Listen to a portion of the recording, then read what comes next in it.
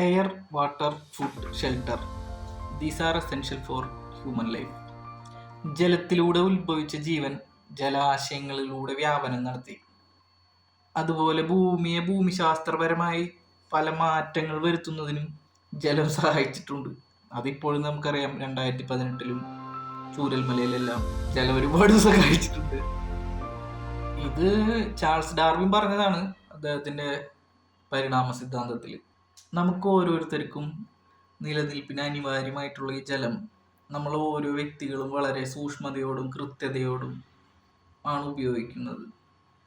പക്ഷെ അതിൽ പോലും സൂക്ഷ്മമായിട്ടുള്ള ജീവികൾ കലർന്നിട്ടുണ്ടോ, അത് നമ്മുടെ ശരീരത്തിന് ദോഷകരമാവുമോ എന്നൊന്നും നമുക്ക് ആ പ്രസന്റ് സമയത്ത് നമുക്ക് കണ്ടുപിടിക്കാൻ പറ്റില്ല. അതുപോലെ തന്നെയാണ് ചില സൗഹൃദങ്ങളും. നമുക്ക് ആ സമയത്ത് നമുക്കത് മനസ്സിലാവില്ല, ഇത് ടോക്സിക് റിലേഷൻ ആണോ അല്ലയോ എന്നൊന്നും. കുറച്ച് കാലത്തിന് ശേഷമാണ് നമുക്കത് മനസ്സിലാക്കുക. ജലം ആവശ്യമാണെന്ന് കരുതിയിട്ട് ഒരു വ്യക്തിയും മലിനജലം കുടിക്കാൻ ശ്രമിക്കണില്ല. അതുപോലെ തന്നെയാണ് നമുക്ക് സൗഹൃദങ്ങൾ ആവശ്യമാണ്. പക്ഷെ ഒഴിവാക്കേണ്ട സമയത്ത് നമ്മൾ ഒഴിവാക്കണം.